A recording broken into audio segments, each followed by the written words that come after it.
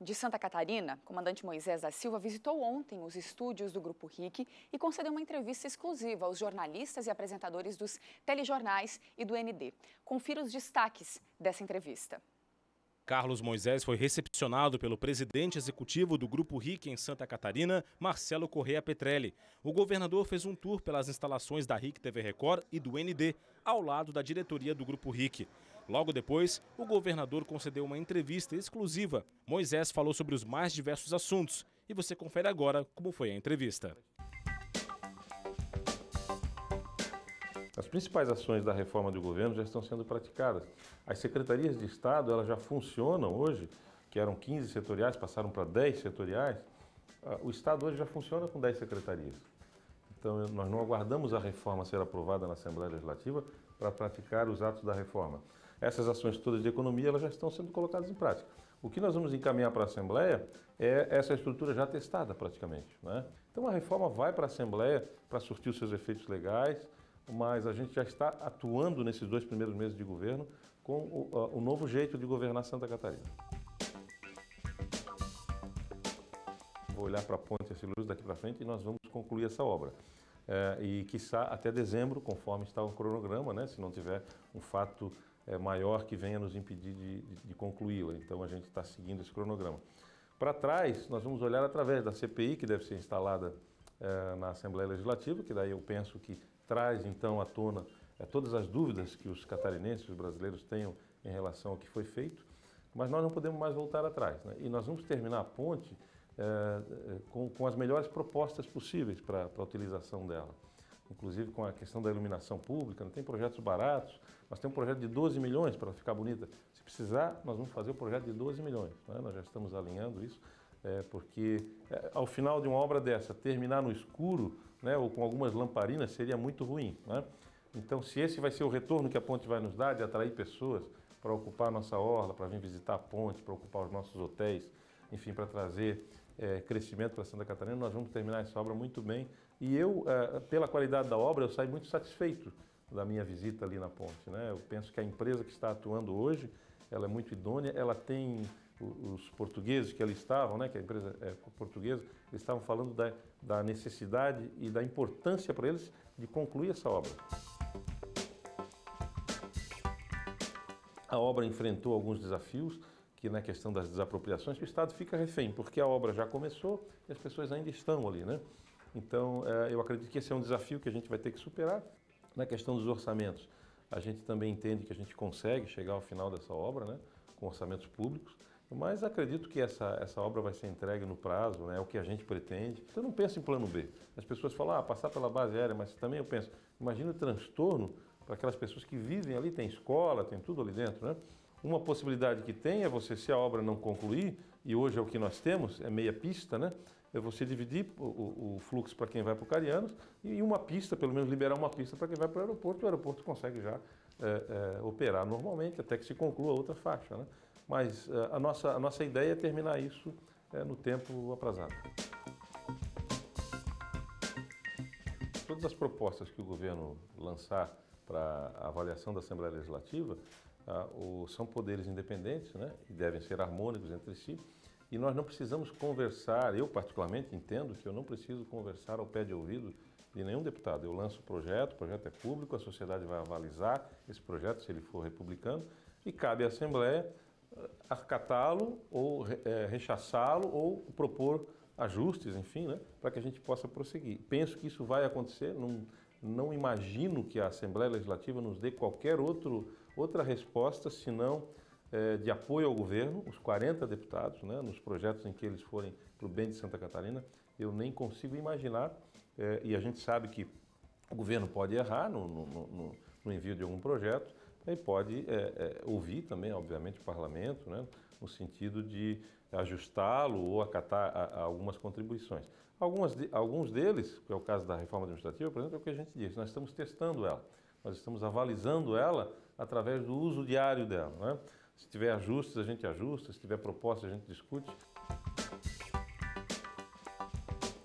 Nós temos que ter transparência, nós temos que dizer para o cidadão por que a gente entrega o benefício fiscal e qual o resultado. Nós vamos encaminhar um projeto para a Assembleia, ele já vai conter ali alguns itens que a gente entende que precisam ser discutidos já. Mas antes, o projeto de lei vai criar regras, normas de como o Estado se relaciona com o particular na hora de conceder o benefício fiscal e de que forma eles serão concedidos. Tem que ter uma sistemática, porque o benefício fiscal não pode ser concedido aleatoriamente. A gente não revoga esses decretos, em hipótese alguma, a gente não acata também qualquer outro projeto de lei que não seja de autoria do Executivo, que tenha prerrogativa, não é, sob pena de vício de origem, a gente alegar.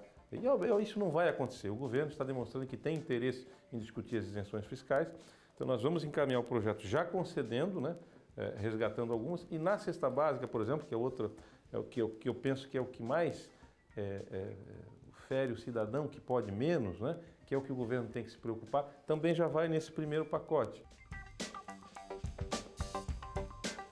Não sobrou dinheiro para provisionar o 13º em janeiro, nem em fevereiro. Então acendeu a luz. E a gente fez uma projeção, não há expectativa disso e uma dificuldade em junho, julho, de começar a honrar o salário integralmente. Isso é o projeto que nós temos hoje. Eu já conversei com o presidente da Assembleia sobre as dificuldades financeiras do Estado. Ontem eu viajei com o desembargador Rodrigo Colasso, que é o presidente do Tribunal de Justiça. A gente conversou a respeito do assunto e todos os chefes de poderes estão sensíveis a essa demanda de Santa Catarina e estão corresponsáveis, né? A gente vai avançar nisso e não vamos atrasar a folha de pagamento, mas nós temos que dividir essa responsabilidade com todos aqueles que utilizam-se do orçamento público, que é um só. Eu posso evitar com essa ação a inadimplência, né? Eu estou avisando que você não pode comprometer salário que você não tem garantia de recebê-lo. Então, e ao mesmo tempo estou convidando os outros atores para nos ajudar a resolver esse problema, que é um problema de todos os catarinenses, de todos aqueles, principalmente, que fazem a gestão do orçamento público. Continua a secretaria estruturada do mesmo jeito, só que a forma de funcionamento da secretaria é que modificou, como agora um colegiado onde todos participam da decisão, e essa foi uma decisão nossa, de nós colocarmos os dois chefes das polícias para deliberarem entre si, discutirem os destinos da segurança pública. Naturalmente, isso traz uma aproximação para quem atua em segurança pública. E os resultados a gente já tem. Os dois conversam, ali eles têm as suas diferentes competências, né, prerrogativas constitucionais, enfim, e eu penso que nisso a gente tem avançado.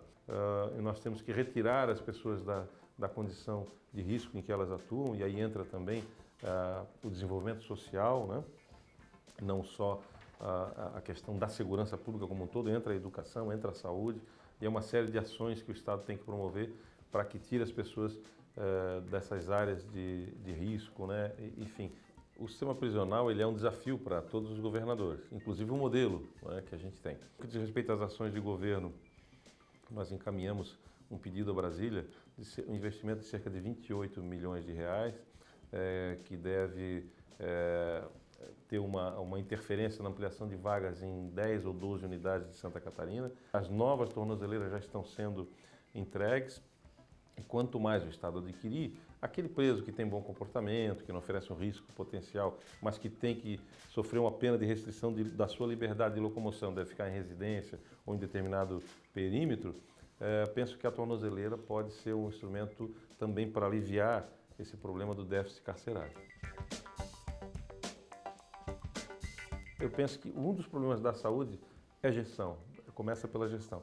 Então eu penso que isso é uma ação conjunta dos municípios, do Estado de Santa Catarina e do governo federal. O governo federal que, em geral, não repassa a sua cota constitucional que ele deveria repassar aos estados, ele sempre repassa menos, então passa por investimento, sim.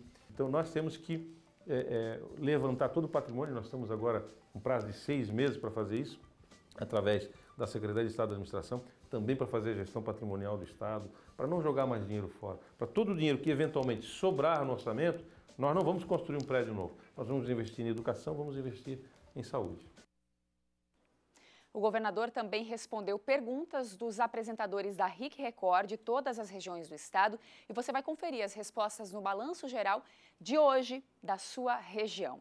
Sobre a ponte Hercílio Luz, a Assembleia Legislativa de Santa Catarina instalou ontem a comissão parlamentar de inquérito que vai investigar as obras da reforma. A comissão vai ter 120 dias para concluir os trabalhos. Já a ordem de serviço para a reforma das pontes Pedro Ivo e Colombo Salles vai ser assinada daqui a pouco, às 9 horas da manhã, na Casa da Agronômica. E o Altair já está aqui para comentar justamente essa entrevista. Você participou também. Muito bom dia, Altair, para você primeiramente. Bom dia, Vanessa. Uma das questões, né, que o governador anunciou foi essa assinatura da ordem de serviço para a reforma das pontes, muito esperada, inclusive, né, por todo o pessoal, toda a comunidade. O governador Carlos Moisés, ele já declarou que fez em pouco menos de 2 meses mais do que os antecessores que desde o início dos anos 2000 estão enrolando essa questão. E foi assinada efetivamente a ordem de serviço, o dinheiro está liberado para o início dessas obras. Ele falou também sobre a ponte Hercílio Luz, né? Fez uma comparação aí com um paciente que está fazendo um tratamento e de repente descobre mais uma doença. E aí não dá para decidir morrer, tem que levar à frente. Então, ele se demonstrou muito esperançoso em relação ao término dessas obras e o prazo, mais uma vez dado, é até dezembro. No ano passado a gente também disse que o prazo era até dezembro, né? Não é que a gente esteja mentindo aí para você, mas é a informação repassada oficialmente. O então governador Eduardo Moreira dizia isso, o então governador Raimundo Colombo dizia isso e o atual governador Carlos Moisés diz isso, que até dezembro, essa é a expectativa, a restauração da ponte Hercílio Luz estará pronta. E o que mais você destaca dessa reunião ontem? Olha, 2 pontos me chamaram muito a atenção em relação à entrevista de ontem, da qual nós pudemos participar, em relação ao atraso de salários. Olha, é difícil ver um governador, um gestor público com tamanha transparência como o Carlos Moisés está tratando esse assunto. Ele não só disse que pode atrasar, ele está alardeando essa situação, que entre junho ou julho possa faltar dinheiro para pagar o salário dos servidores públicos de Santa Catarina. É algo em torno de R$1 bilhão por mês a folha do funcionalismo público catarinense. Isso que reduziu um pouquinho, 1,5%, também de acordo com uma informação prestada ontem pelo governador. Mas o caso é o seguinte, essa transparência que está sendo dada pelo governador, ela é proposital. O que o Carlos Moisés quer com isso? Chamar os demais poderes à discussão. E ele já está fazendo, mesmo que de maneira informal, com o presidente da Assembleia, o presidente do Tribunal de Justiça, o presidente do Tribunal de Contas. Também recebe o 12º, que é aquele repasse mensal de verbas, o presidente do Ministério Público, né?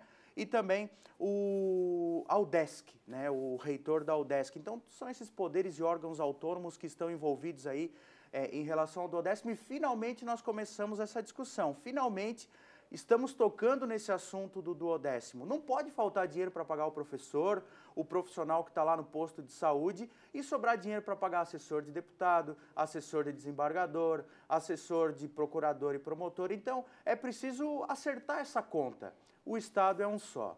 Agora, para fechar, não sei se tu tivesse a mesma impressão, o governador Moisés, ele me pareceu sem resposta para muitas coisas, mas o que prevaleceu é um senso de responsabilidade em relação ao Estado. Dá a impressão de que ele está consciente que primeiro tem que arrumar a casa, deixar as contas em dia, organizar a bagunça, né? Dá para falar isso mesmo, estava uma bagunça, né? E aí ele quer organizar as situações das finanças para depois começar a investir. Como dizer, ele não sobra dinheiro para outras questões se continua saindo dinheiro pelo ralo aí, má distribuição, inclusive da saúde, né? Falou, não importa investir 12% ou 15% se o dinheiro é mal investido, né, em relação à saúde. Mas isso é tema para um outro dia. E a gente segue acompanhando e cobrando, né, tudo isso, a questão das pontes também, assinatura, a gente vai estar lá e ao longo da nossa programação aqui nos telejornais, o pessoal de casa também acompanha, né, o desenrolar aí, essa assinatura, né, para a ordem de serviço, então, da tão esperada reforma das pontes. Obrigada por hoje, viu, Altair? Obrigado. Até mais. Bom dia.